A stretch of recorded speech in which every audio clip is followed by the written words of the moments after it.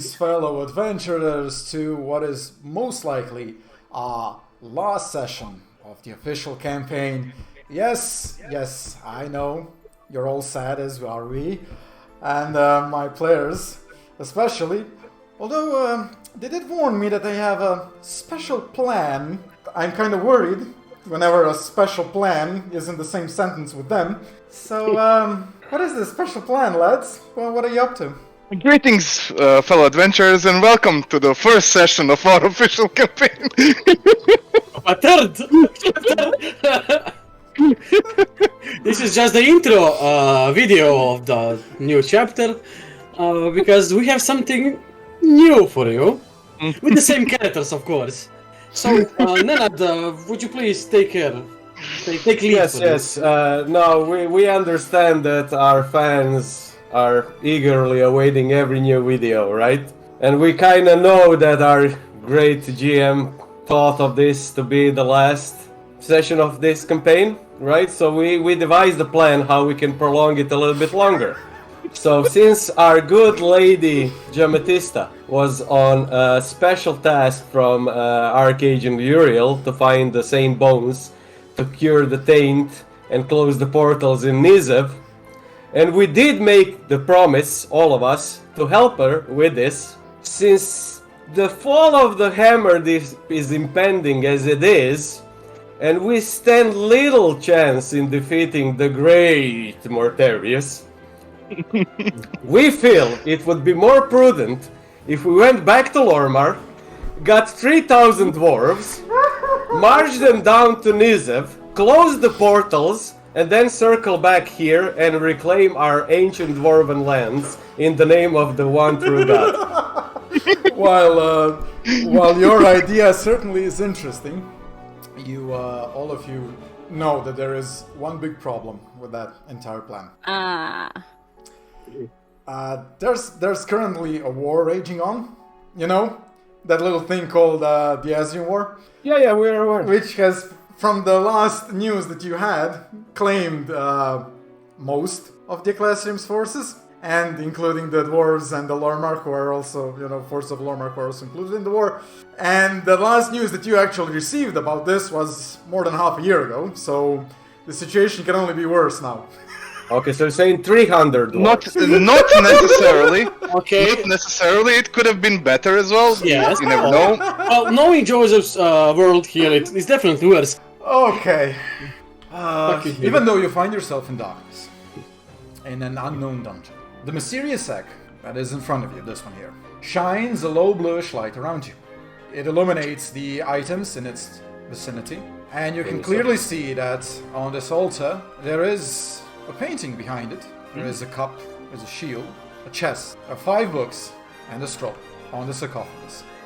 You are fairly certain that the portrait behind the altar was not in the otherworldly dimension, and yet here it stands, and the altar and all the rest of the items, in a way that it would appear that it was always here, both the altar and all the items that were in the hellish dimension, and the portrait itself. The portrait shows a dwarf. You are unsure of who he is, but upon inspecting the portal, you can see that it actually has in ancient Dwarven written Saint Duranir and underneath it, who walked with the one and lived. Okay, I will try to move towards the egg and try to just hold my hand above it to see if it's hard to touch. You take the egg and it's warm. It's warm to the touch. You lift it from the altar. It's with ease. As you lift it, the 2 braziers instantly light up with a blue flame as soon as you grab the egg. As you peer into the egg, right, it's almost as if you can see a blue flame underneath the shell inside the egg. You're not sure what this egg is. Minerals? I mean, No, nothing. Nothing. We don't use those kind of things in ritual services, like an urn or something. You have never heard of this before. Nothing. This is, as far as you know, This egg is an entirely new phenomenon. How big is the egg? Like, I need to hold it with both of my hands. It's kind of like this big, right? Yeah, you okay. would have to hold it with both your hands Yeah, just okay. to be sure. It's Okay, not a I will place it like this and I'll utter a small prayer to it, upon it. okay. To the one. Nothing actually happens. Okay. Okay. Can Wait. You can roll perception if you want. I will. Can we all? Yeah, sure. Let's say you roll looking at Arakald anyways. So yes, if you want, you can roll. The DC is going to be 8. Oh, I can get it on maximum. Same. I'm not getting it. Nope. Jamie, you're the one that can notice this. Oh, there you go. Okay, unlike all 3 of you who are obviously legally blind, Jemetista saw, as Arakald finished the prayer, that the little flame inside the egg kinda twirled a little bit more as the prayer was being said. As almost as if responding to the words. I will share that it seems like the whatever is inside it responds to the prayer. Okay, I am casting Crusader's focus on it, and I'm overcharging it. Ooh, nice. Okay. Nice. Okay, so you do not detect any undead and demons around you. Therefore, you do not detect any of thoughts of such creatures. But by focusing on the egg and overcharging it to see visions of the past, I'm assuming you're going to share all of this with the rest of the party. Yeah, of course. Oh boy, let's go. Okay, you are in what appears to be Hammerdeep. Okay.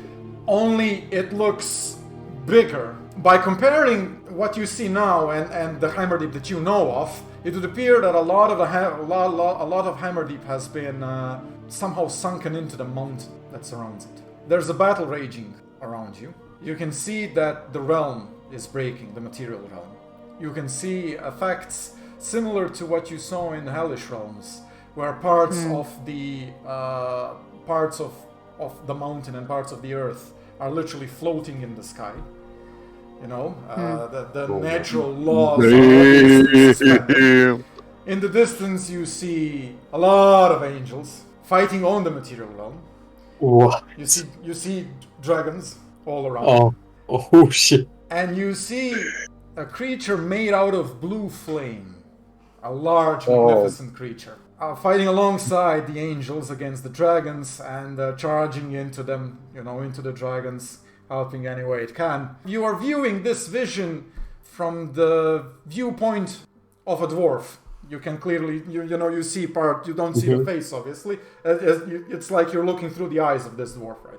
Mm-hmm. And this dwarf is also participating in the battle. It would seem that he's only praying. Okay. And yet his prayer is efficacious and has a very, very detrimental effect on the unclean spirits around him. And that's when the vision ends. Everybody heard this, so... Yeah. I literally and actually got goosebumps. Arakald, Yes. you cannot place this event anywhere in history. Mm-hmm. You try thinking about it, right? So you know the ages, okay, the age of death, right? Okay, the age of this, the age of that, the age of peace, and then we have the age of conquest, and you're thinking of it, right? But there's nothing in Ecclesium's teaching, or for that matter, in teachings of any other lore master, right, on history, where such an event or such a battle was recorded. You cannot place this anywhere. So what I saw were basically Hammerdeep, dwarves fighting dragons, and thousands of angels helping them to fight the dragons. And the material realm being broken apart. Material And being the blue broken. flame creature. Yes. And no. How The did blue flame creature resembled a massive bird. Oh, like a massive bird, okay. Your eyes fall towards the books, which are now even more illuminated by the egg that Arakald holds. Oh. You go through them quickly, right? And you read them, and some of the titles are on Artarian, while others are on Ancient Woven. And you realize that before you stands the Truths of the Faith, Volume 1. Then in the largest one on the bottom is Truths of the Faith, Volume 1 and 2 together, but translated into Artarian. Then you have one particular book, the smallest one, which is The Little Saint. You also have a book which is titled The Unholy Union. This one is written in an unknown language. The Unholy Union, the title itself has been written underneath the original title in Ancient Dwarven. You're unsure of who actually wrote it. You also have a book written in Antarian, which is a treatise on Asrium, and you have a mysterious scroll. You open the scroll and you look at it, and it's incomprehensible. It has some notes on it, written in Ancient Dwarven.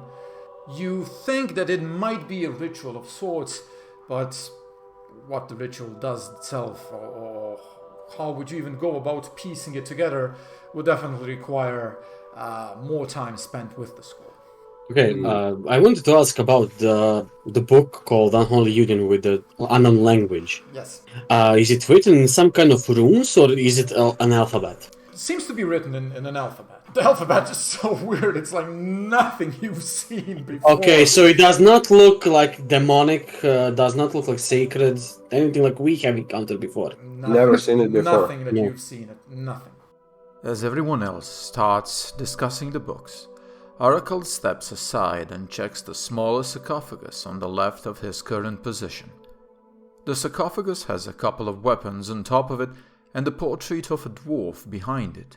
Garvin checks the chest next to himself and discovers that it is filled with refined Asrium, silver powder, gems, and vials filled with various liquids, all ritualistic components. Behind the chest, and slightly to his right, is another sarcophagus with a longbow and a dagger on top of it, and the portrait of an elf behind it. Arakald and Garvin share their findings with Bolin and Gimatista, who leave the books for a moment. Arakald attempts to pick up one of the weapons on the sarcophagus that he inspected, but Bolin prevents him from doing that, deducing that inside the sarcophagi might be the remains of righteous warriors, and their weapons should be left where they are.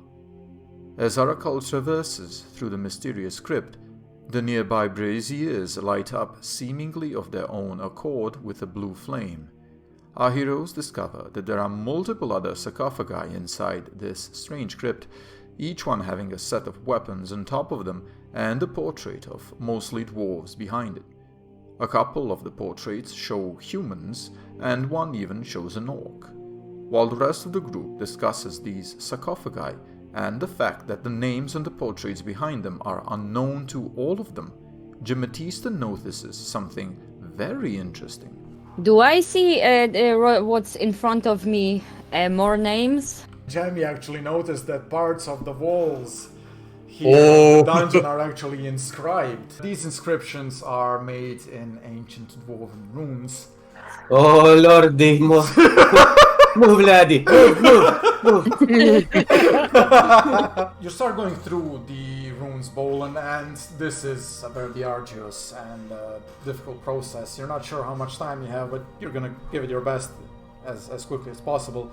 From going through the runes, you are left with more questions than answers. The runes themselves tell of a story of a great battle, and they claim that this, where you stand, is the ancestral homeland of the dwarves. They speak of it with a capital D, ancestral land of the dwarves, as if in the only one. This is where we originate from, as dwarves. It would seem so, which contradicts known lore, as known dwarven lore tells that Hartrimar is in fact the ancestral dwarven land from which the dwarves spread. Right. So this here contradicts it, and then you go over on the other side, right? Because there's more on this side as well. It speaks of a prophecy, of a promise that the Dunedain folk would one day rise again, and that they would bring back the lost sheep to the Father.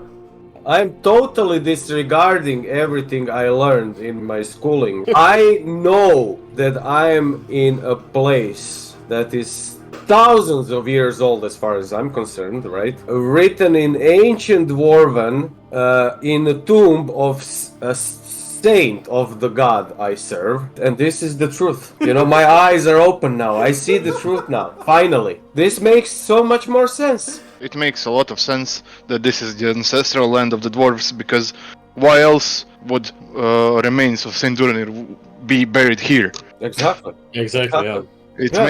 I'm not doubting it makes sense. Our heroes return back to the main sarcophagus, the one they retrieved from the hellish outpost, which they assume is the one that has Saint Duronir's remains.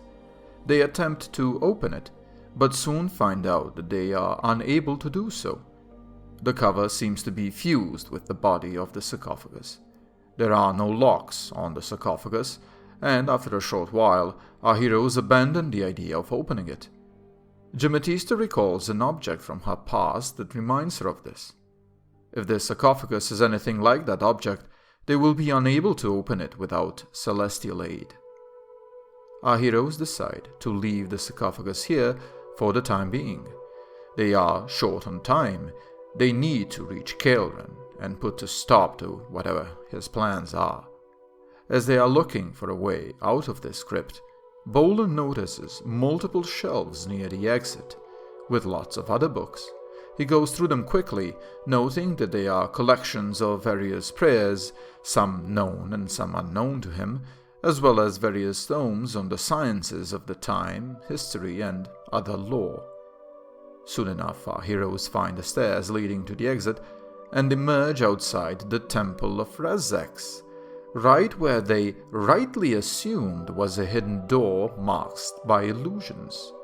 The egg they now hold seems to be the key to opening the massive stone doors of the crypt underneath the temple. Our heroes decide to take the books found on Duronir's sarcophagus and the chest with the ritual components with them, and head out towards the High Curate's mansion.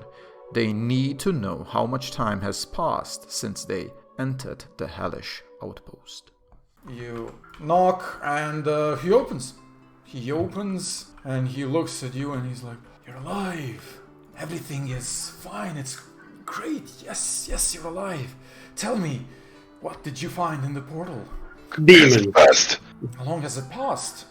It's been about 4 days since... Okay, it's not 3 months. Okay, good. Oh, we found demons. And, yeah. You go inside and you tell him everything. of what happened after you went through the portal. Explain. He listens to your story, and after you finish, he doesn't know how to respond. Basically, he's taken aback. Mind blown. Pretty much. Okay, do we know where Sedrak is? Sedrak left with a small group of aspirant soldiers loyal to him. He checked the dungeons, he checked the entirety of Rezex for his friend. He couldn't find him, so he went out to try and find him in the wilderness.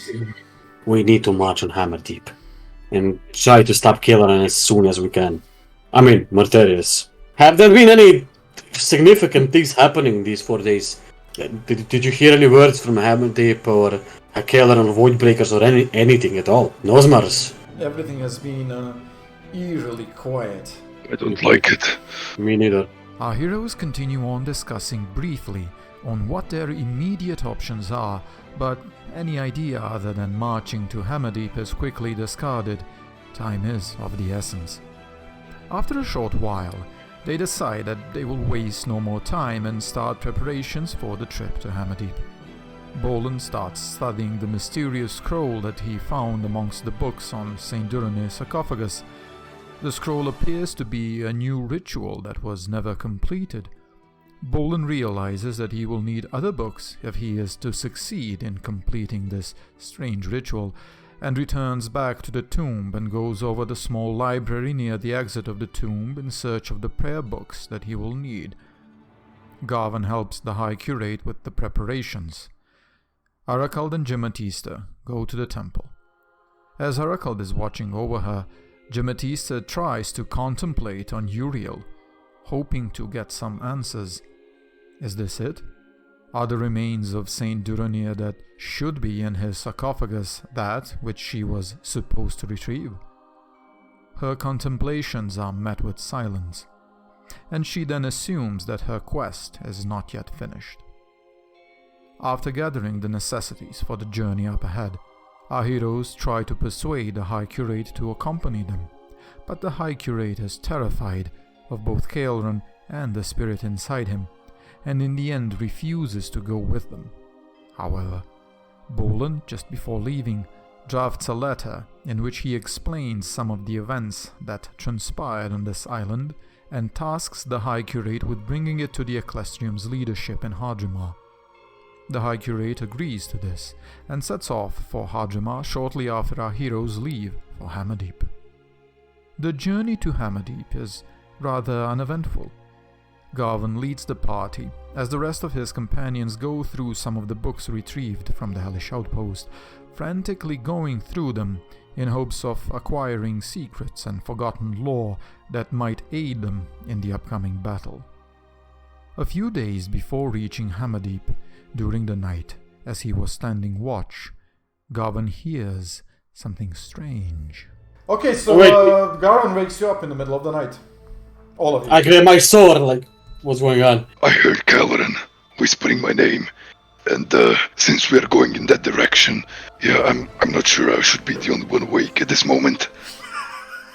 By the name of the one, show yourself, sir. Suddenly you hear footsteps coming from this side here and approaching you. Footsteps, but it seems like it's only one person.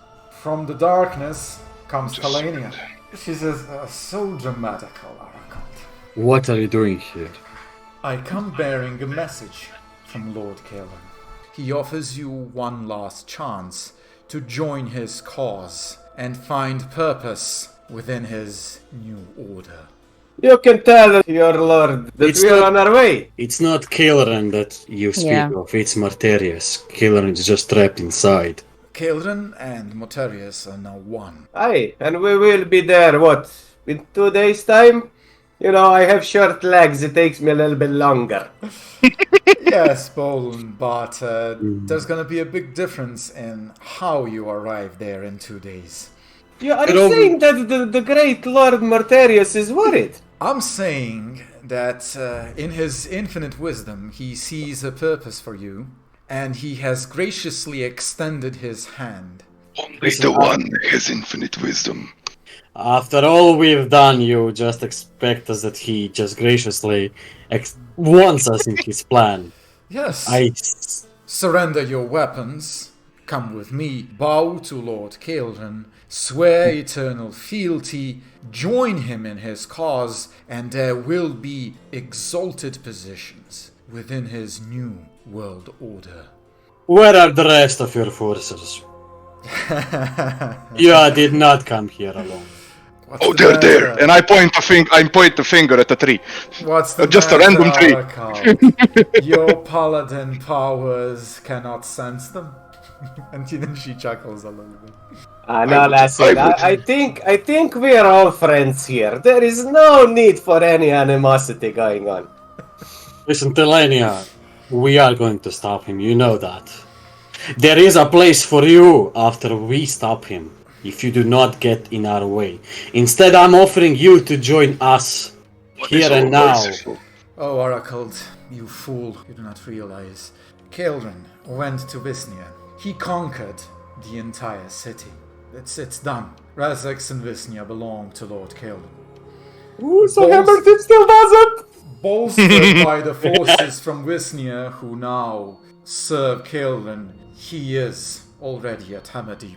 Hammerdeep will fall. That small settlement, the last remaining resistance against his absolute rule, is nothing against his great power. You will not stop Kaelran. One question, if Marterius is all that powerful, why didn't he conquer Hammerdeep already? Because Hammerdeep is not a threat. Visnia, on the other hand, which was an established port town with many a guard, with guilds, was a bigger threat. Now he's eliminated the threats. There's nothing left. Hammerdeep will fall. Then let us go to Hammerdeep and fall with them. I loudly interrupt. I doubt it. I pretty much am sure it's because he can't. I have doubts here, right? So I'm gonna try to confirm them, right? You know me, how, I just casually talk and walk around, right? So I'm gonna, casually walk towards her in most unmenacing way, right? Again! Clearly, I have no armor, no weapon on me. I was just woken up, right? You know. You did take your And weapon and shield at least. No, I do not. He doesn't need it. Exactly. Here? Yeah. I kind of Okay. walk towards. You know, I'm gonna try just like calmly raise my hand to put it upon her shoulder. She's You looking at you curiously. She... But does she allow me to touch her? Yeah, she allows you to touch her shoulder. She is physically present. Okay, that thing is confirmed. I completely understand the position you find yourself in. I do not blame you. Mortarius is really a very, very, very powerful being. Probably one of the most powerful ones out there, right? And I understand why you would choose to follow him. I do not blame you. She interrupts you briskly. You understand shit, Bolan. Where was your precious the one when I was alone? Where was your precious the one? And then she kind of looks at you, right? And stops herself in saying whatever she wanted to say. You just had to pray, nothing else. You just had to ask. Her demeanor has suddenly shifted very drastically. Something in her past happened, right? Which left a great scar on her, you know? And almost through tears. Oh, I did pray. I prayed to any and all gods who would listen, but none answered, except Mortarius. Yes, and that is the problem, lassie. There is only one true God. Only one God you pray to. I do not deny the existence of your tyrant god, Bolan. I do not deny him. Mortarius does not deny his existence.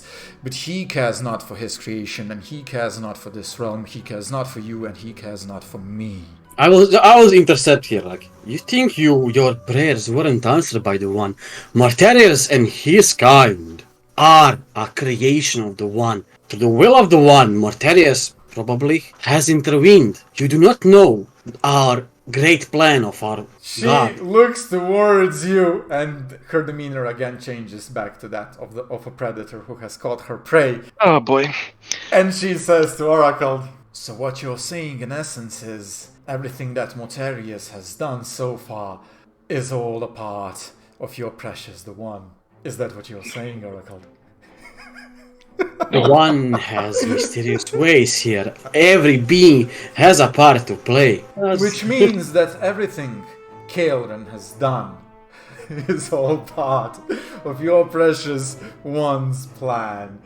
Oh, Kaelran is going to be you see, stopped by the One. Arakald, you are a fool. The one loves all of his creations so much to the point he gave you free will. Garvin, as you're saying that, even though your words make a lot of sense, especially to you and to the rest of your party, you can see on her face that she's done negotiating, right? She's back in that mode of a predator, blindly serving. You know, whatever chance you had, Arakald just completely squandered it with his. Yep. What the fuck was that, man? Exactly. Adding another Arakald heresy to the list, which is eternally growing. I'm just gonna refer to me claiming that all of his characters are a liability. And most of mine as well. That's I'm about sorry. it, right? So anyway, okay, so that's it. She's looking at you inquisitively, and she says, "Decide now. Throw your weapons and come with me." I have no weapons. Do you see any weapons on me? Did I greet you in a violent way? Clearly, there is room to talk. She looks at Garvin, About it. who has his arms and armaments with him. Garvin, do you throw your weapons? I sheath my weapon. She takes all the weapons from your tent, puts it on the cart, and she says that she will stay with you for the night. Tomorrow morning you continue on your way, and she tells to you, Garvin, there is no need to keep watch. You are being watched and protected. I know, the one watches all over us. He never leaves our side. I am gonna turn around and I'm gonna go back to the tent. She asks if there is room in one of the tents for her. No, there is not. I'm sorry, it's since we do not need to keep guard, and there is only 4 places in the tents, you know. Unfortunately. I am sure I'm still keeping guard, but I do not like anybody sleeping on my bedroll. Now, is this how you greet your guests? I am in need of accommodations, please. She looks at you, Arakald, and she makes that dewy-eyed face, please. Okay, so the three of you are in your tents, right? She approaches to you, Arakald, and she kind of snuggles a little bit. Come now, Arakald. Okay, I am watching on her necklace. Is she wearing a necklace? Or something that would... She's wearing the same exact jewelry as she wore the first time you met her. Nothing out of the ordinary there. No, do you accept Thelania's advances? Okay, I'm just letting her... Let's see what she's going to do more now. I'm not... Two murders now. Well, she leads you back to your bedroll, right? And since there isn't a lot of room, she kind of snuggles with you in the bedroll. Arakald thinking with the wrong head again. It's the 10th month, the season of death has slowly started, it's getting cold, right? So she's just looking for a warm place to sleep. Oof. Okay, I'm just accepting it, I guess. But I'm not encouraging anything else. Okay. Oh boy, you just did. You don't have to. Sometime later, a couple of hours later, you are suddenly awoken from your sleep and you can feel her hand going down. Are you really dumb? Are you really doing this, dude? She's whispering, Well, I always knew you would see the truth. What you're doing is wrong and you know. That's why it's so fun. What I'm doing is right, and you know it. Oh my god. She has her hand in your pants and she's fondling little Arakald. Little Arakald likes it. You're either gonna do it or you're gonna step out. That's it. Yep. No, currently idea popped in my mind as Arakald. The idea popped. The idea popped to your pants, not mine. Does the idea sound something like this? I will try to use that she thinks she has me. And if needed in the crucial moments, I'm ready to end her life. And so that she does not expect it. Technically, you're just letting her, you're not protesting after what she said. Yeah. Yeah, no, look, she starts undressing herself, You see her naked body, it's exquisite. I'm like, Oh yeah. She starts undressing you. I let it happen. Okay. If she tries to moan, I will just put my hand on her mouth. Dude, when she undressed you, right, she's going down to warm up little Arakald with her lips and mouth. Do you allow it?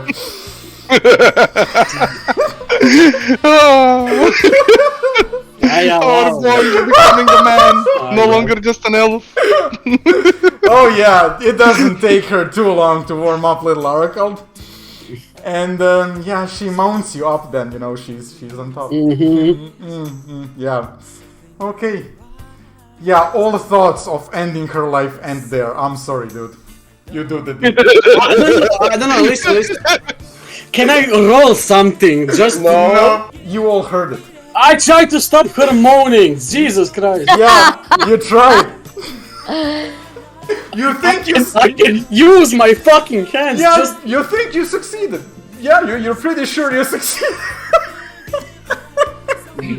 I'm sorry. Upon hearing first commotion in the tent, Alan stood up, started going to the tent, but after hearing different kind of sounds, he decided he doesn't want to have any part in seeing what's happening inside. Oh boy. Garvan, what time? Golan, and Jamatista. You lose You lose a sanity point, all of you. In your minds, your ally has literally betrayed you. Arakald, you restore 3 sanity points. Tomorrow morning. Oh, such a lovely morning. You slowly get out. You see Thelania has a smug face of And victory, Arakald. right? Arakald has he's happy, and then he sees all of you, right? And then suddenly shame. But No, I will take the He's still thinking that you don't know. I'm just taking the I'm just backpack. looking at Arakald. I'm taking the backpack where the egg is, and I'm putting that into the other tent. Bolin. So you're going Yes. past the Bolin and Jamatista as you're doing that. They don't want to even look at you. You can see that something is wrong. You wonder why. I'm looking at Arakald and just shaking my head. I will keep her distracted while you try to read the books. Here's the egg. It's safer with you. Well, too bad you didn't think of it yesterday. But at the same time- he had his, and I go like this, hands full. Yeah. As you're whispering amongst yourselves, she's like, why are you whispering over there? You know that's rude. Are you afraid that we're gonna take the books from you? Do you think you were alone all these days of travel? I've told you already, this island belongs to Kaelran.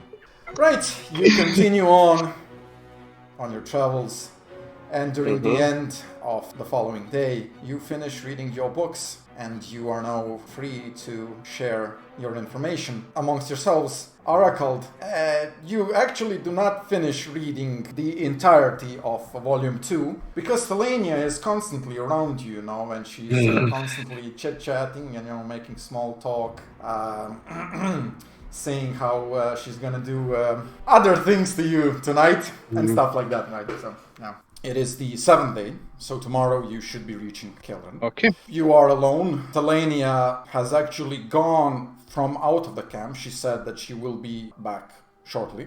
So you have... We'll use the term privacy very loosely. Yeah. But Let's say we have time to huddle, we don't know who's gonna hear let's about say. it. Poland, Yes. it's time. It's gonna be DC 10. It's not gonna be that hard. Okay, can Garvan buff him? No. No, This count. is a process that was occurring for the past 7 days. Him Okay. piecing the information and trying to somehow make this ritual a thing, right? It's Here goes roll, the and roll let's all decides- hope Yeah, it's Okay. gonna be okay. the roll decides. This is your Hail Mary.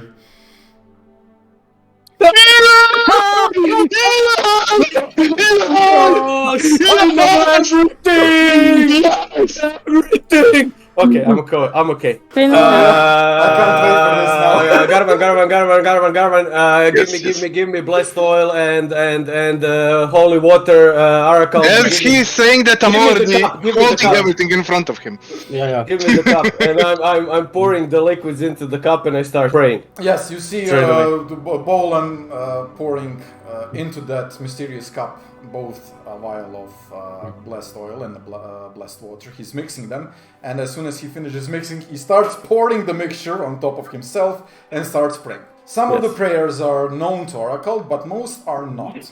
As he it takes him about 10 minutes to finish.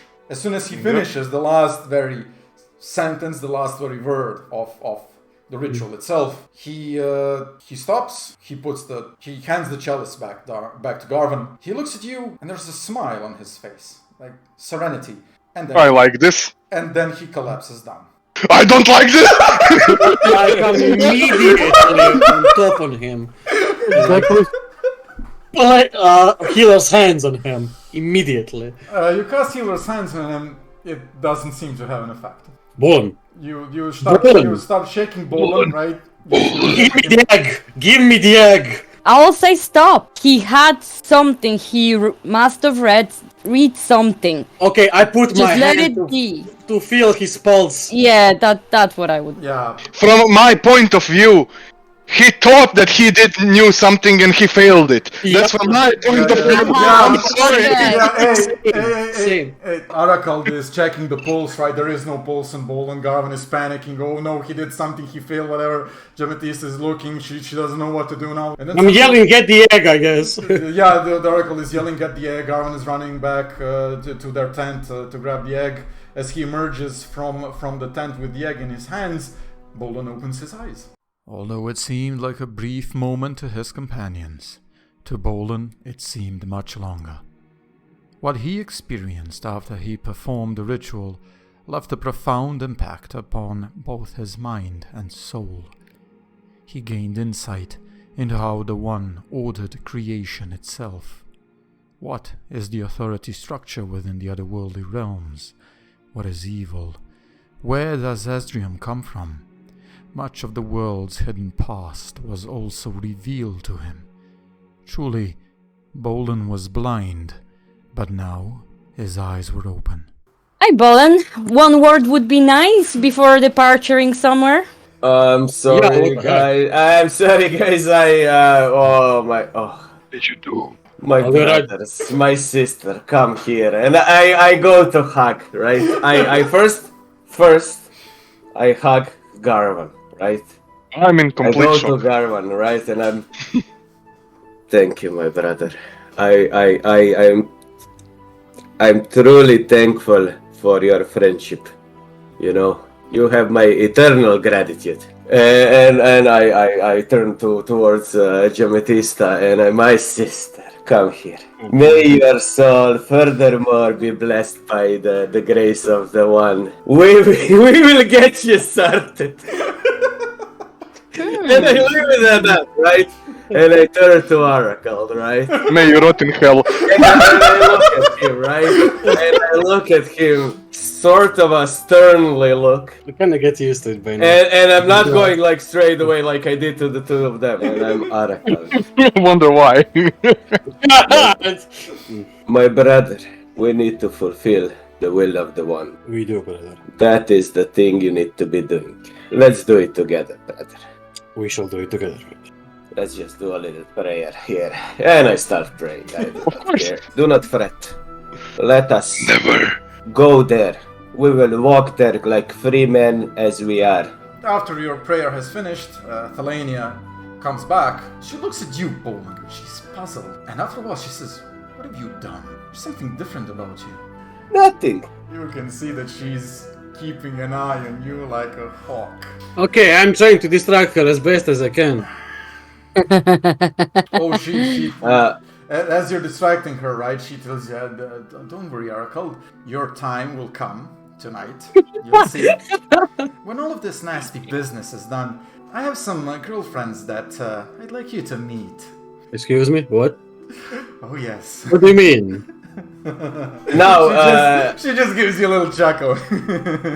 I'm never far Arakald away, gonna be a Joe. sex slave. Arakald gonna be a sex slave. How do you accept my fate?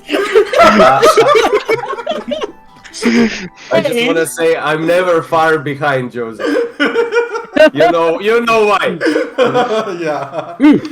Joseph, in course of all of these days and walking, have I managed to learn anything from Thelania of our talks and me actually trying to inquire more about the information about Kaelran, about the visions, about the ensued? No, she just deflects all of that, and starts talking about fucking. Also, Mostly. might I say something? I never leave them alone for more than 30 seconds to minutes, by the way. That's plenty. That's more than Arakald needs. Anyways, before you go to sleep and continue on your last day before reaching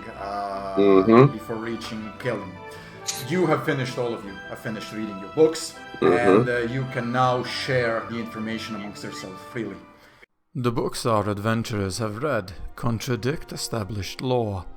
From reading them, it becomes apparent that the dwarves of old believed this land to be their true ancestral land, and Hadrima to be a great prison where mortals were enslaved and ruled by false idols.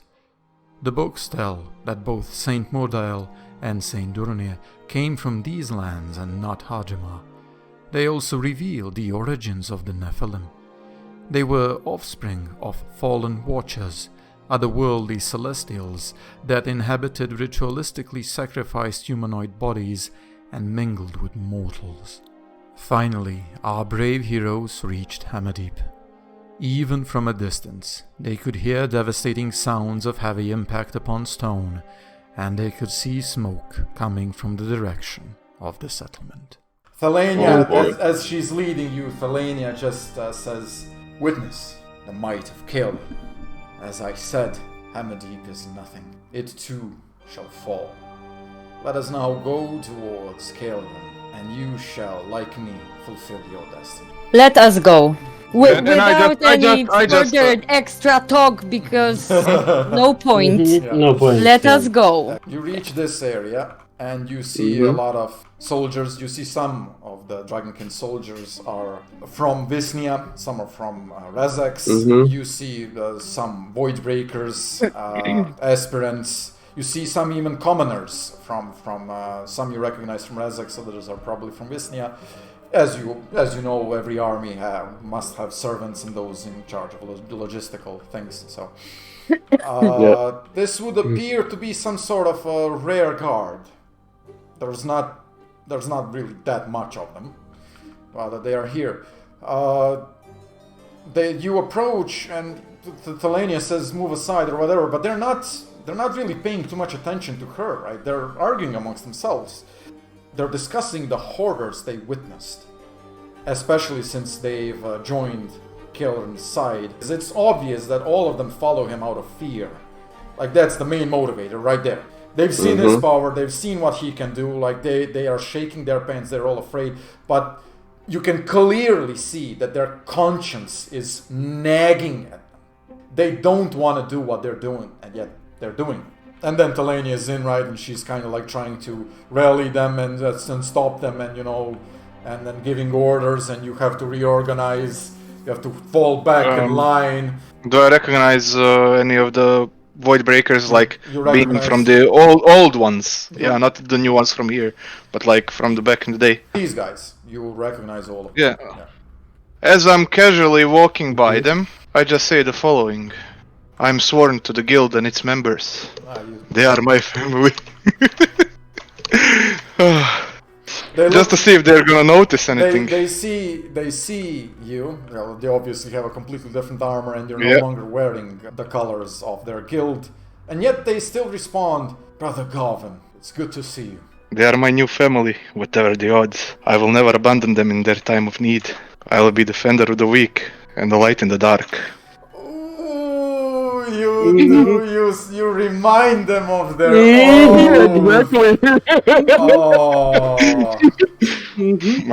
I continue.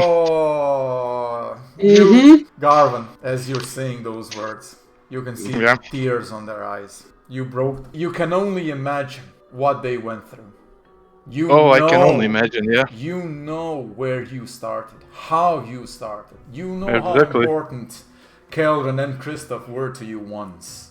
Yep. The guild was your family in your time of need. They were a backbone to you. You remember all your years of training and all the times on your minor missions back in the Kingdom of Lormark where you actually helped common folk. Yep. Where you were seen as defenders and saviors. And here your brothers stand before you now, broken, having witnessed atrocities committed by their leader whom they followed and would have followed through the gates of hell itself if it was necessary. In their eyes, he has betrayed all that the guild stands for. They have hurt innocents. You have seen his handiwork back in Rezex. You can only imagine what he did in Visnia. Your brothers are crying. I need to say this, the last line. In victory, I will be humble. In defeat, I will stand tall. In death, I will be defiant, and I will take my enemies with me. My brothers, you are free. Sensing that the soldiers will betray Kaelran, Thelania summons the foul Nephilim spirits into action. Betrayal is not tolerated in Kaelran's army, and those that dare even think of betrayal will be crushed on the spot. Also, Thelania thought.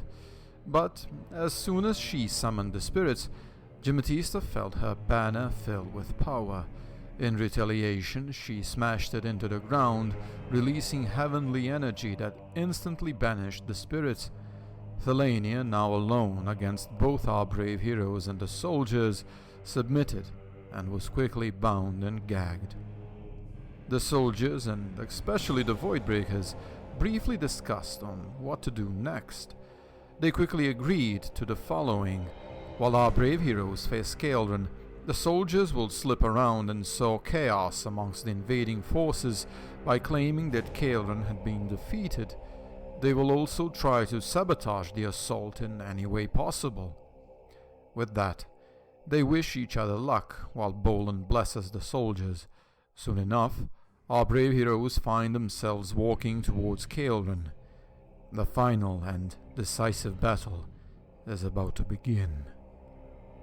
As they approach him, they see the powerful magics that he is able to manifest.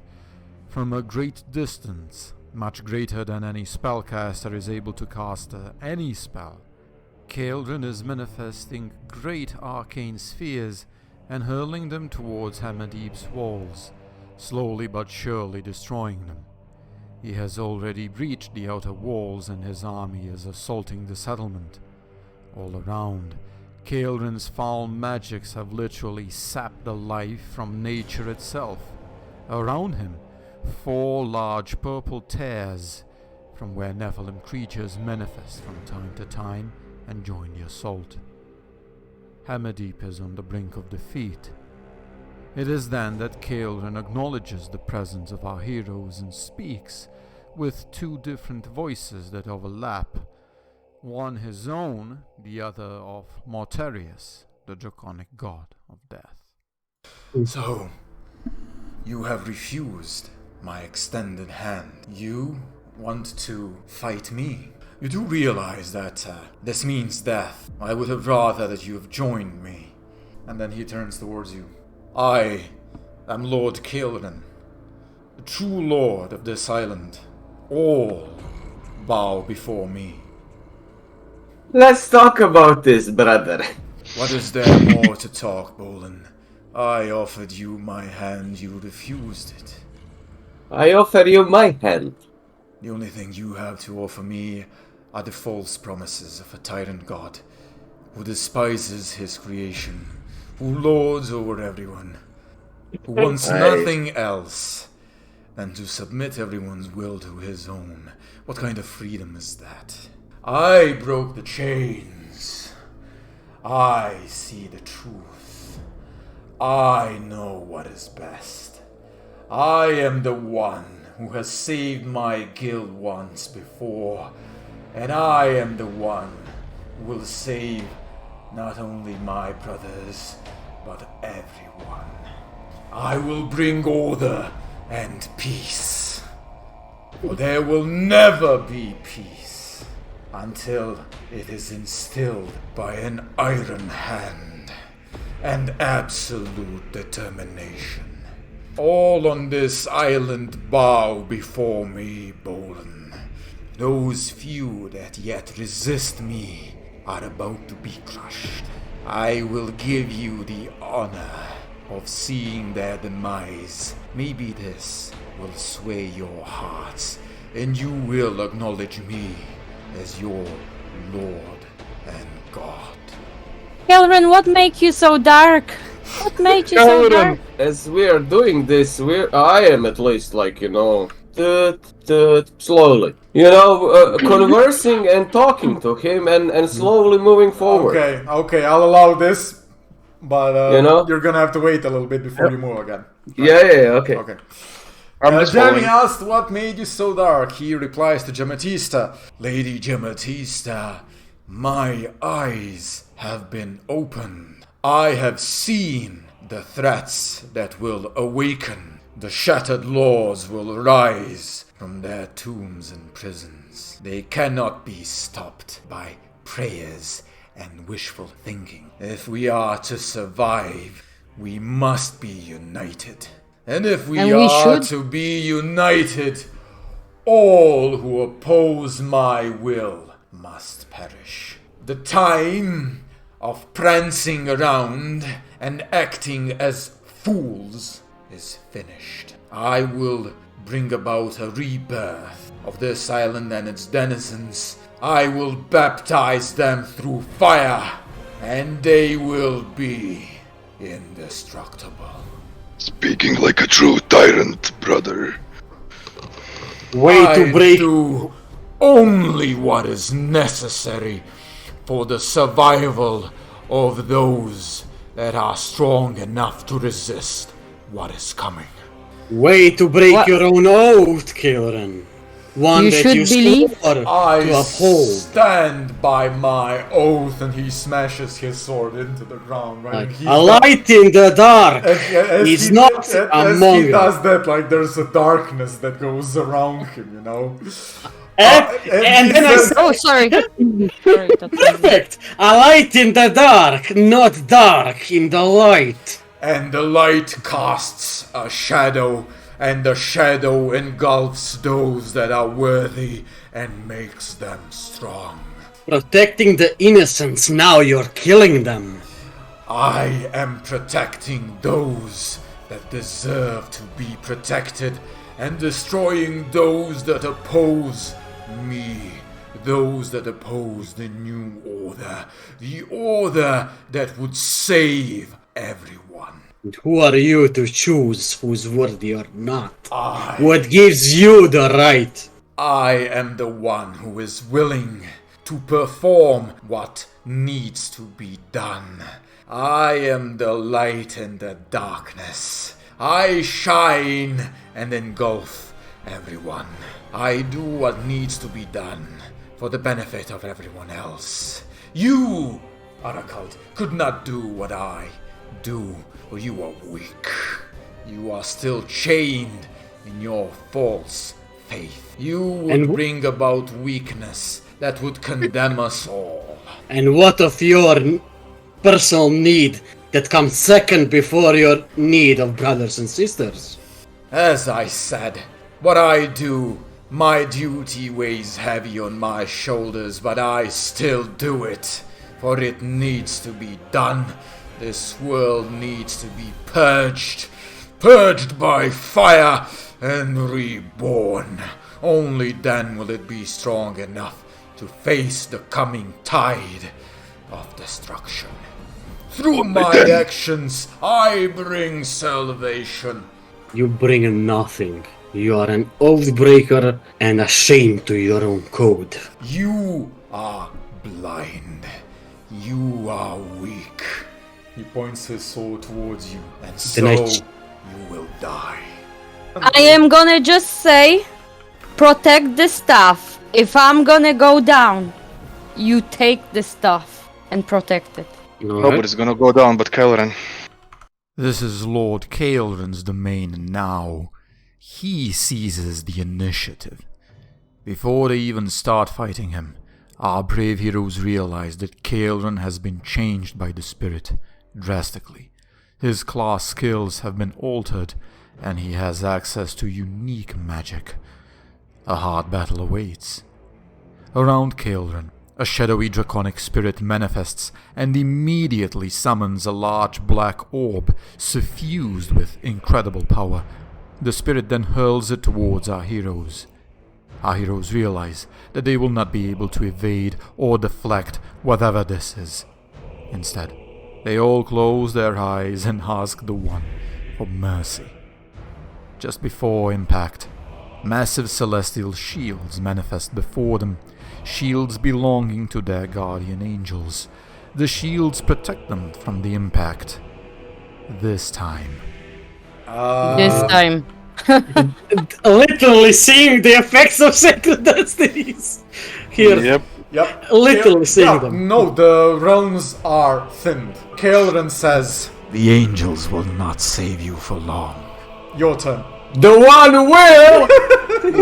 Your turn, movement phase. As far as I can get towards him. Yep, move. Okay, let's all get around together, hurl, so the Garden can buff us. I don't think we should all get together, because Bolt's gonna kill each one of us if we are together. After moving towards him, our heroes prepare for another one of those powerful black orb attacks. Garvin augments himself, Jamatista and Arakald with his spell, while Bolin augments only himself with a different spell. Most of our heroes opted to stay close to each other for those sweet, sweet Garvin buffs. Sadly, Lord Kaelran's Draconic spirit used this to his advantage. Bolin Gimatista and Arakald are impacted by another Black Orb attack. They fail to avoid it. The Black Orb wounds them deeply. They barely survive it, and are also left disrupted. Kaelran smiles. As I told you, the angels would not protect you for long. Our heroes press on, rushing towards Kaelran. Panic is slowly overtaking them. Never have they faced such a powerful foe. Truly, without the banner and their guardians, they would have been defeated already. This time, our heroes scatter, and the spirit is able to affect only Bolin and Arakald. Fall before me. Oh no. 3 wounds to both of you. I'm down. When I drop to 0, I get to 1. That is his turn, your turn, movement phase. Oh, okay, this is the 3rd turn, right? You all gain a sacred destiny. Amen. Garvin, Gimatista, and Bolin continue on rushing towards Kaelran. Garvin casts Flesh Suture on Arakald and brings him back to consciousness, healing him for 2 hit points. Bolin braces for another attack from the spirit, but also does something interesting. I'm gonna do defensive stance, but I'm doing one more thing, right? I'm actually taking the necklace off and I'm just like looking at Kaelran and I'm just wrapping it against my right arm. And, in defensive stance. Making sure he sees the chain, I'm coming for you, bitch. The spirit has flinched and is focused on Bolin and doesn't perform what he's supposed to do, and Kaelran is a bit puzzled, right? And he starts kind of murmuring something in his beard, and it's almost as if he's conversing with the spirit. And he does this for the better part of his turn, so yeah, he basically skips it. Your turn. Movement phase. Thank you very much. I stand up. No, I'm just reacting. Bolin knows exactly what that necklace is. Exactly. I think he could have predicted that something like this might have happened.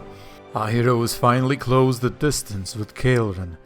Their lack of a proper range specialist is really showing during this fight. Almost as if Kaelran knew how they fight and what their weaknesses would be. But they are almost in melee distance from Kaelran now. Badly wounded, with some of them barely standing, they have managed to, somehow, survive the spirit's onslaught. I start chanting and praying, glory to the one, and bashing the necklace against my chest in a defensive stance. Oh, liberate their souls, and praying, I do the following. I open my arms and say to Kaelran, It is never too late, brother. Reject this foul spirit. Embrace the love of the One. He loves every one of us. Okay. He gave you free will, didn't he? Kaelran is too busy conversing with the spirit. I don't care. And I'm assuming as a quick action defensive stance. Yep.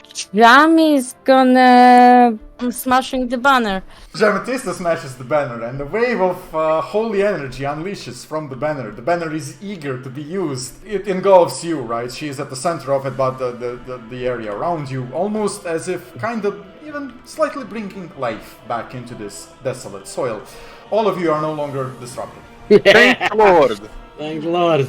The holy energy of the banner has cleansed you of this foul effect. You also gain another sacred destiny. Kaelran's turn. The spirit regains its composure. Kaelran, as an action, casts Eldritch Empowerment on himself. I am attempting to counterspell it. Sure. Potentially disrupting him. Yes, you can. Oh shit, you got it. Okay, nice one. Yeah. As a quick action, he enters defensive stance. And Yeah, says, bitch. Bring it on. Oh, Wait. as I'm moving, I'm saying, I did not want to do this, brother. But you give me no choice. Arakald will do Divine Challenge on Kaelran. Okay, Kaelran is going to counterspell that as a reaction. As he's counterspelling that, I'm casting fully overcharged Heavenly Judgment on him. I'm doing that. I'm judging him for his sins. As a quick action. I'm saying dragons are not my lords. +2 wounds from everything for 1 turn. Non draco sid mihi dux. Overcharge the Heaven's Judgment for additional wounds and... Yes. Yeah. So I'm gonna smash the banner. And defensive stand. I am still too far from That is him, fine. right? You have activated that effect where any sacred spell cast deals maximum wounds and succeeds automatically. Oh, lovely. Kaelran fails to counterspell Arakald's eradication spell. Thus, Arakald successfully divine challenges Kaelran, vowing to end his reign of terror. Bolan's and especially Garvin's Heaven's Judgment spell drop Kaelran to one knee. The wrath of God has finally come. Time to face his sins. When he falls on a knee, Bend before the power of the One and his glory. Yes. Kaelran's turn. You are now all inside the range. You feel the negative energy from Kaelran draining your life force. You all suffered a wound. okay. So that's 4 wounds, and unfortunately, all of those are transferred to Kaelran. Spirits come forth from the tears in reality. Kaelran calmly moves towards you, Arakald. As an action, he casts Infest Wounds on you. As a quick action, he attacks you with his long sword. What does the spell do? It's a damage spell. Deals necrotic damage. You suffer d4 wounds. On a successful blade save, you suffer half. Okay, can I first try to parry or do I need to succeed this? You first have to succeed this. This is the first action that he is doing. And then you can parry the other attack. Are you bloodied? Yes. Yes, he's gonna overcharge it to deal additional d2 wounds. He's gonna charge it at a higher level. He's gonna charge it at the master level, which it deals an extra wound. So your total, my friend, is going to be d4 plus d2 plus 3 if you fail. If you succeed, it's gonna be half wounds. I cannot literally do anything, but I'm just gonna be down. Yeah. As a reaction, somebody needs to counterspell this shit. I can attempt it. Please do, right? He's gonna do a shit ton of wounds. Another mental contest. Are you sure you don't want to use Sacred for this? Actually, Wait for the... Oh! Yes, you do! yes, I do. Yes. Okay, you countered the spell. He does not manage to cast it, and now you try to parry. Go. Yes. You can do it, brother. Yes! Okay, 6. you gain an attack roll. I smite and I use my Sacred Destiny to automatically succeed to crit him. Okay, It's 2 plus 4, 6 wounds. okay. And he's disrupted. You literally stab him through his helmet, right? And slash him at the neck. His neck kind of goes, even his head kind of is almost fully decapitated, right? And slumps down a bit. You're like, this is it? You've killed him. He's dead. And then the spirit just kind of engulfs him a little bit, and his head goes back where he is, automatically heals. 2 spirits are destroyed, and you can see that one of them gets wounded. But Kaelran is back at full HP. He's siphoning the life energy to heal Kaelran. Automatically. Yeah, but And he tells you, Good try. But, as you can see, my god is more powerful. you are disrupted, my friend. Fuck off. I don't think he is. He should be. Yeah, but he's not a normal person, you see. There is that problem. it's fine. He seems to be disrupted for the moment, yes. That is Kaelran's turn, actually. Your turn, movement phase. They did their best. They tried to bring Kaelran down using their might and prowess. But Kaelran is protected by profane and otherworldly powers. Our brave heroes attack Kaelran, cast their spells, but to no avail. Furthermore, as they come in melee reach of Kaelran, the spirit of Mortarius starts ripping at their very souls. Our heroes and Kaelran exchange blows, all the while the profane aura of the spirit saps our hero's life and transfers it to Kaelran. At one point, Olin successfully manages to cast Shatter Armor on Kaelran, making it easier to hit him, but not even this is enough to bring him down. Just as it seemed that all is lost, Bolin manages to smash Kaelran into the face with his right fist, the one that has Saint Duronir's necklace wrapped around it. The necklace connects to his face.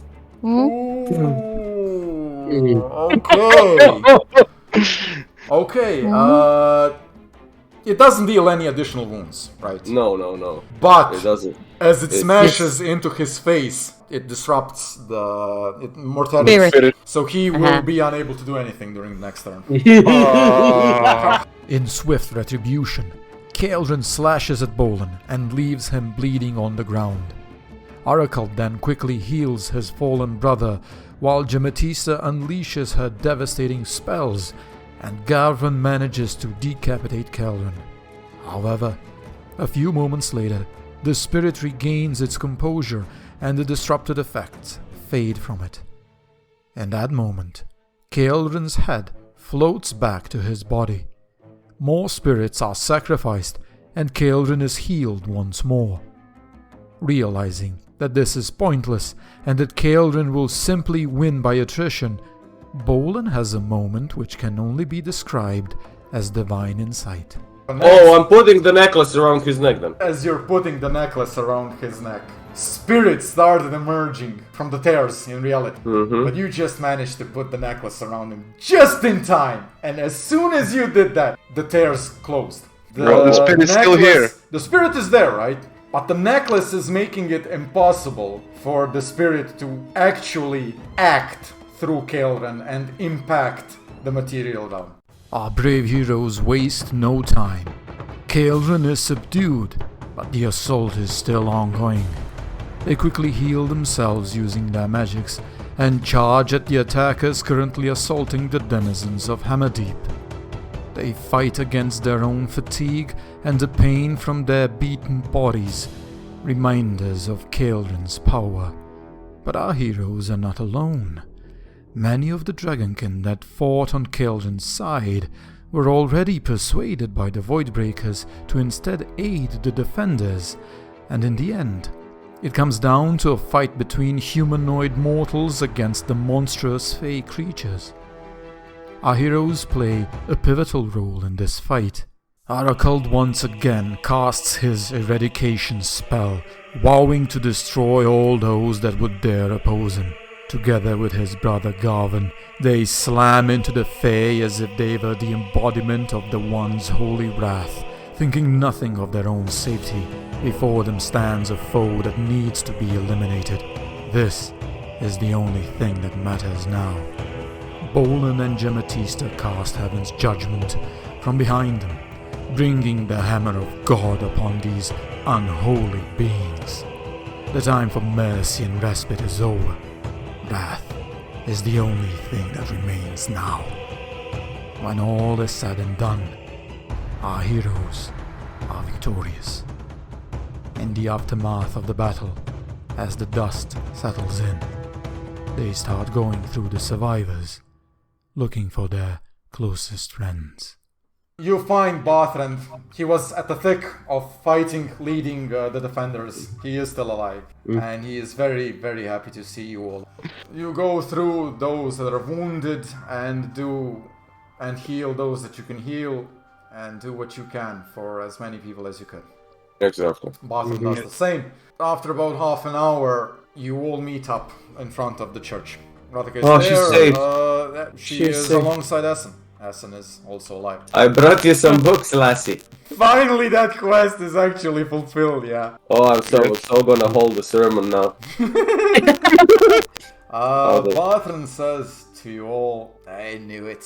I never had a doubt in my mind. I knew that your quest would be a success. I knew that the ancestral lands of the dwarves would not fall. And here we are, by the grace of the One. We have prevailed. We have ended this great taint and calamity that has befallen us. We are free. We stand tall. Thank you, my friends. No need to thank us. We just followed our Lord's will. Yet a lot of work is waiting for us here, brother. A lot of wounds. A lot of broken hearts. Bolin and Barthrand lead a small service, thanking the One for their victory. During the service, our heroes notice that the ground is filled with a white substance, reminiscent of what they ate some time ago when they first visited Saint Muriel. Once the service is over, Barthrand explains that in his moment of desperation, he performed the one sacred ritual you should never perform, divine intervention. After the service, Garvin tries to bring the body of his once leader and brother, Kaelran, into the chapel, but some force stops him, and he is unable to do so. Our heroes then leave the body of Kaelran into the Ecclesium's headquarters. They also bring Thelania to Barthrand, who takes her to the Ecclesium dungeons and imprisons her there. After this, our heroes go to the inn to rest a bit. There, they catch up with the surviving Voidbreakers as well as Essen and Rataka. Eventually, Barthrand also comes to the inn. Walking slowly, he approaches our heroes and speaks. My time on this realm comes to an end. What? There is a long journey that I must undertake. I am needed elsewhere. What are you saying, Father? I received a vision. I received a vision of a land far, far away from here, of people who are struggling, who are in need, with no one to help them, teach them of the right ways. And I heard a voice. Would I be willing to sacrifice all that I have and help these people? And I said yes. And that is when the heavenly food came falling down from the heavens. I know that I must fulfill my end. I will leave you very shortly. And then there's like a tear, coming from one of his eyes. I see that you have overcome all challenges that have laid before you. And I see that you have fulfilled what you needed to fulfill, that you are now proper in all things. I leave the faith with you, and I leave the fate of the Ecclesium in your hands.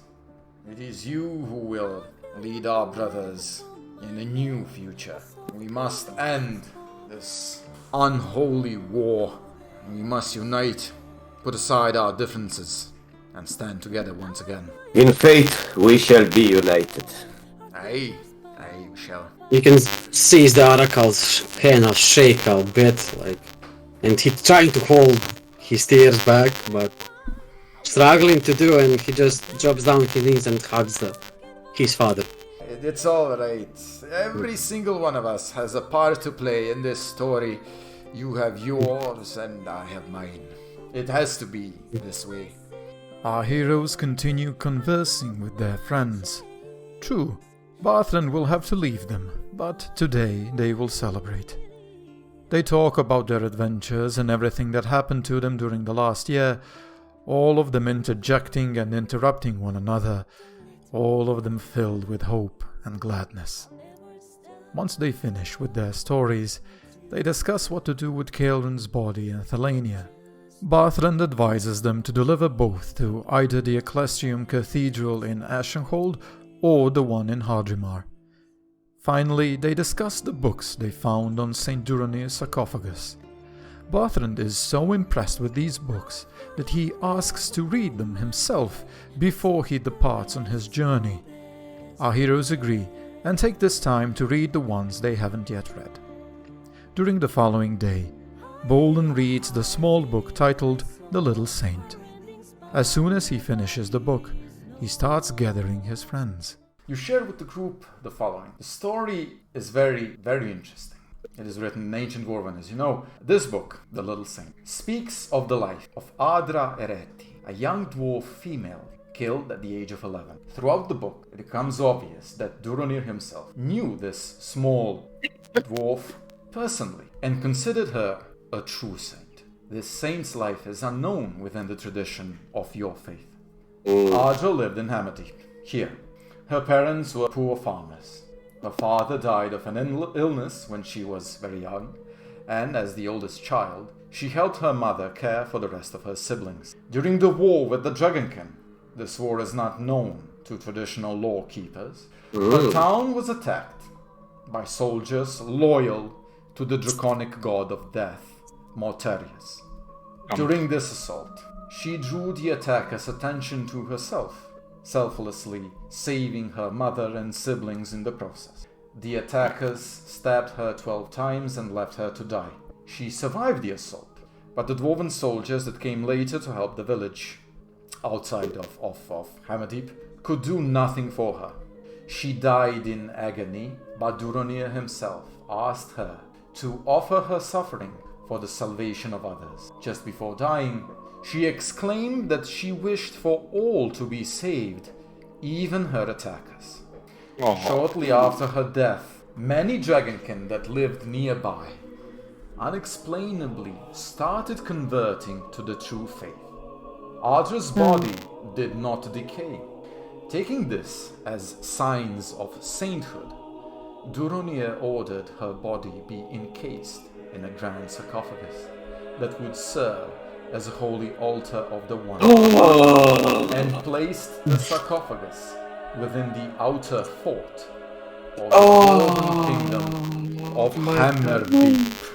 Ever since the sarcophagus was placed in that fort, the dragonkin dared not attack the kingdom. The sarcophagus is illustrated and explained in detail within the book. It looks to be as the same sarcophagus, or as you know it, the altar that you found within the ruins underneath a settlement now known as Hammerdeep, and that was placed within the newly built chapel within Hammerdeep. You go over there and you try and find a way to open the sarcophagus, but it is locked the same way as Duronir's was.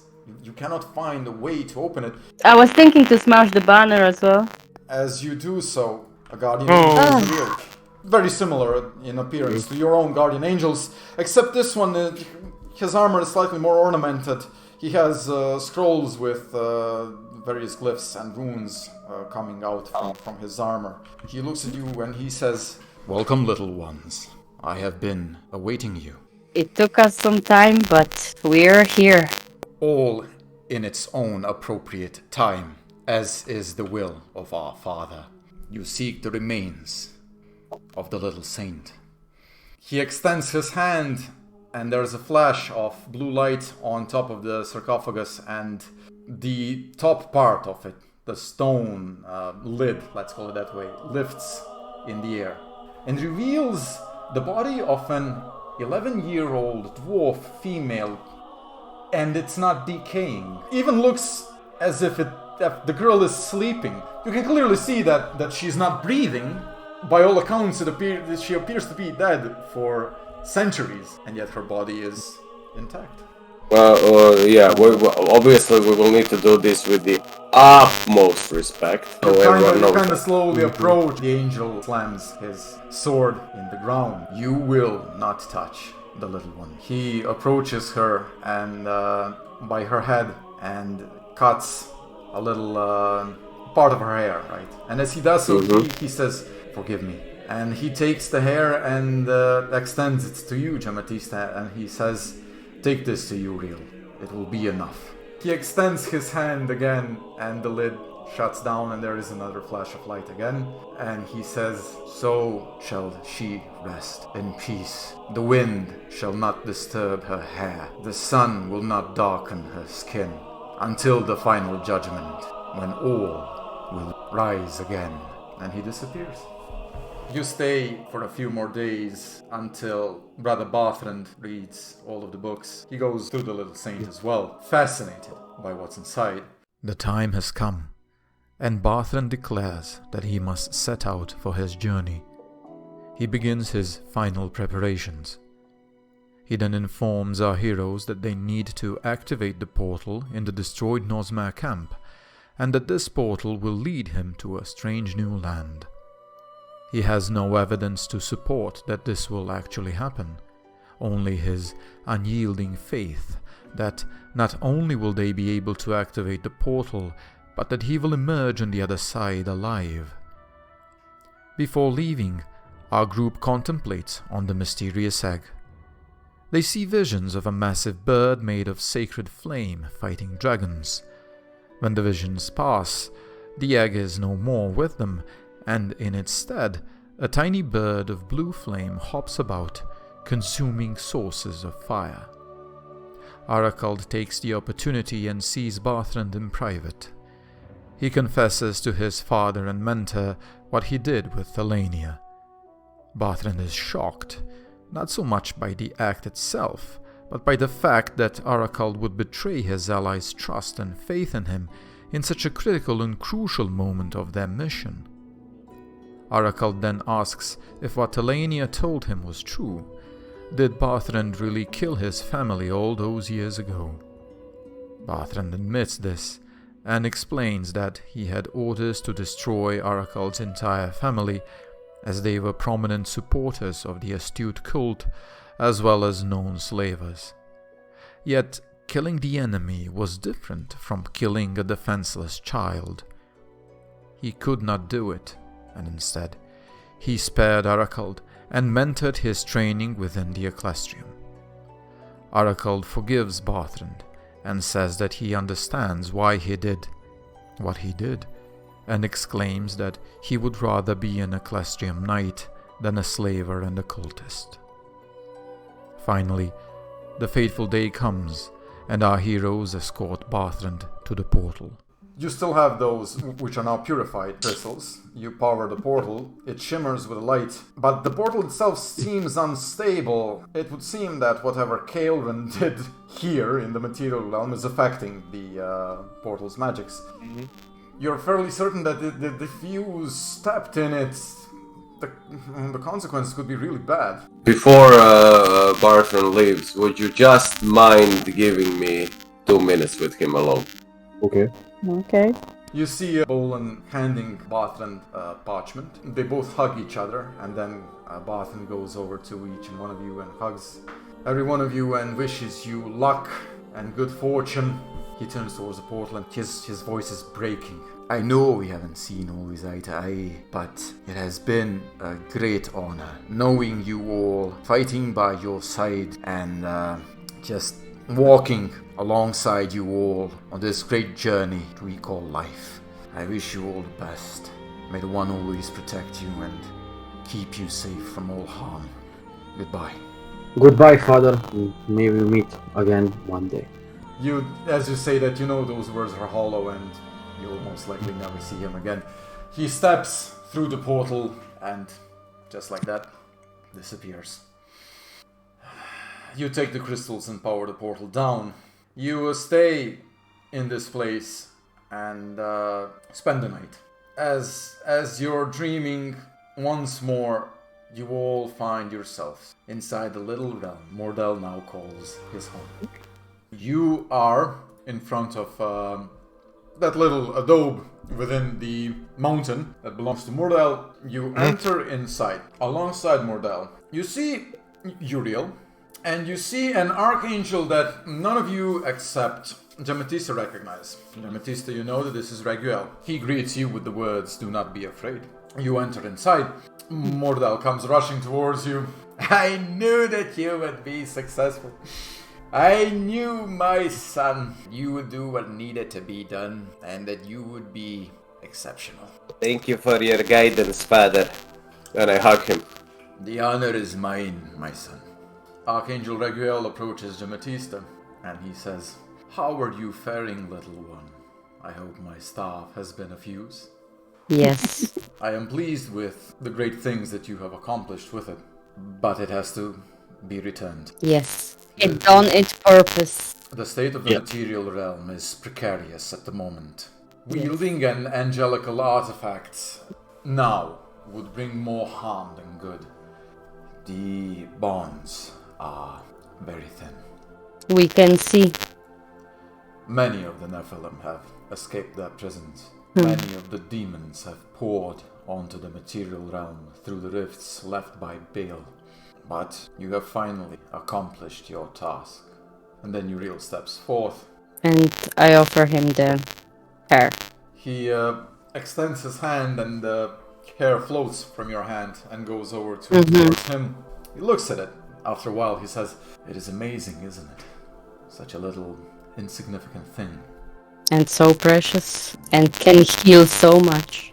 It will bring heaven onto earth, heal the wounds. Yes, it is a wonder and a privilege to witness the will of our Father and his workings. I am proud of you, Jematista. As my agent on the mortal realm, you have done exceptionally well. I see, as I have always known, that my faith in you was not misguided. It brought me great joy to see all your good works and all the people that you've positively influenced." Raguel turns to Uriel and he says, "You always did like mortals the most out of all of us, didn't you, brother?" Raguel takes the staff and bids you farewell and disappears. All good things must come to an end. Mordell approaches you, Bolin. "Something weighs my heart. I would ask a thing of you. Understand that what I have to ask is a very difficult thing, and it might lead to your ruin. Well, the ruin of your mortal body at least. But know that if you would deny me my request, I would understand it. Still, I feel that I must speak my heart. Out of all the things I've done during my mortal life, there is one that I regret the most. When I went up north, and when I saved the folk that would later become known as humans, there were some that insisted on staying in that wretched place. I failed them. I did not explain the dangers of staying there properly. I could not persuade them. Despite all my warnings, they chose to stay. Their descendants are now known as the Nosmen. They are misguided children, lost sheep. My greatest failure. I would ask of you, my son, to go to them, to bring them the words of our Father, to bring them back to the light and into the fold. Know that should you accept this task, it will most likely bring you to your end. But I am sure that such a sacrifice would have fruits. It is the one thing that I failed, the one thing that brings me great shame to this day, the one thing that I cannot forgive myself for, and one thing that weighs on my heart like an anchor. Would you, my son, fulfill an old dwarf's last wish?" I will, Father. He gives you a hug and he tells you, "From the bottom of my heart, my son, I thank you. You, I am sure, will be successful in where I have failed." I put my hand on Bolan's shoulder, and just nod to him. I kneel in front of Bolan. You will have my sword and my armor wherever you go, my brother, for you have freed me from my cage. I will do whatever I can to help you in your journey. I urge him to get up, right? And I give him a hug again. I never thought it would be possible, but once again, the one showed me that his love is limitless. And I've never ever thought it's possible for a dwarf to love an orc, but I love you as my brother. Okay. Uriel moves towards the exit, and Jematista, you suddenly feel an overwhelming pull, as if you must go with him. Yeah, I wanted to actually turn around and say, like, so what's the next thing we are doing?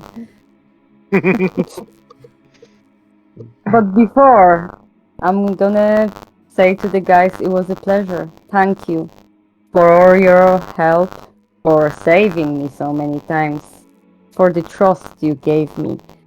I'll miss you. Uriel puts his hand on your head, Jematista, and he says, "No, you have done enough, little one. It is time for you to rest.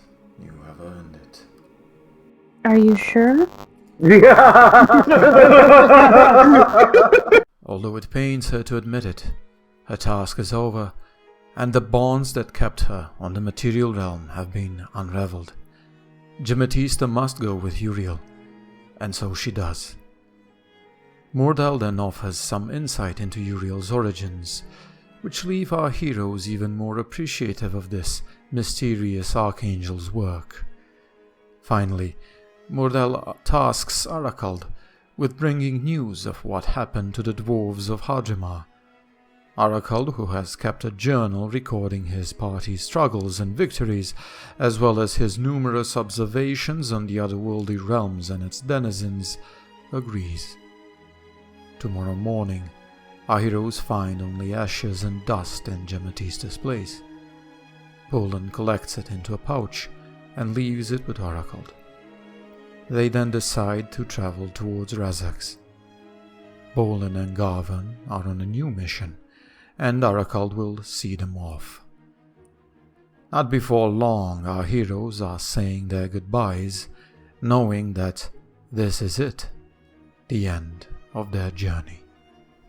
With that, we end our official campaign, the last session. I hope that you have all enjoyed not only this session, but the campaign in its entirety.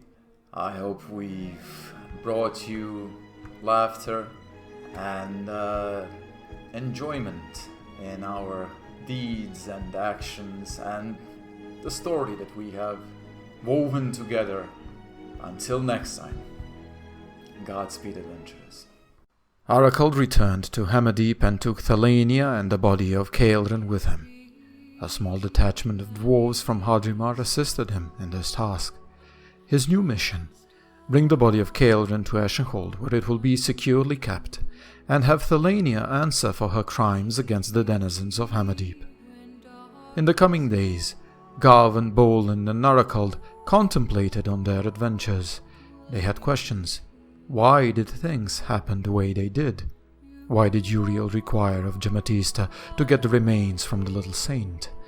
Could he not have taken it himself from the little saint's guardian angel?